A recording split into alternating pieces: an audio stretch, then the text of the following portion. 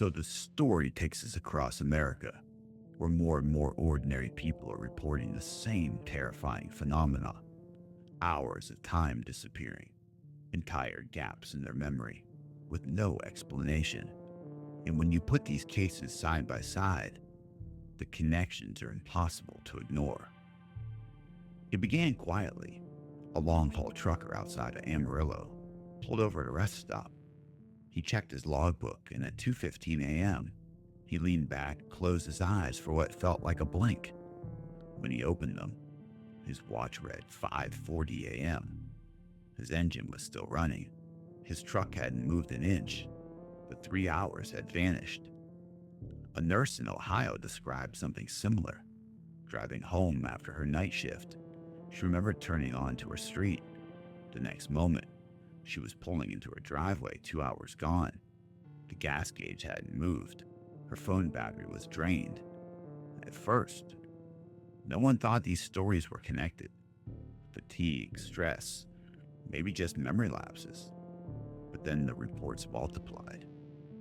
A college student in Maine, hiking with friends, texted his mother, heading back now. That was at 6:12 p.m. She and her group stumbled out of the woods nearly 6 hours later, pale, shaken, swearing they had just walked 20 minutes. In New Mexico, a father mowing his yard recalled a flash of light, like a camera going off in the distance. The next thing he knew, the mower was idling in place, the gas tank nearly empty, and the sun was 2 hours lower in the sky. Now, each of these cases occurred hundreds of miles apart, with nothing linking the witnesses, except for the details. A bright flash, low and close, right before the missing time.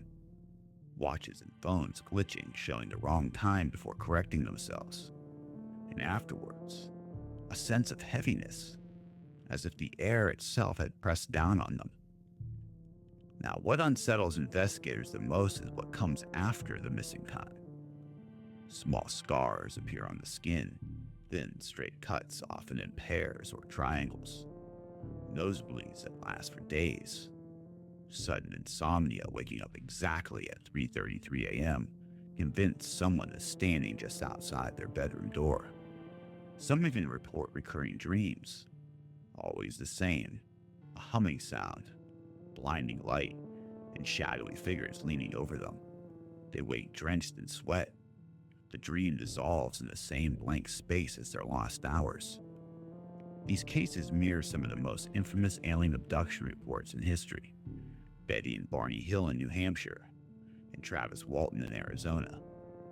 Different states, different decades, but always the same detail: missing hours.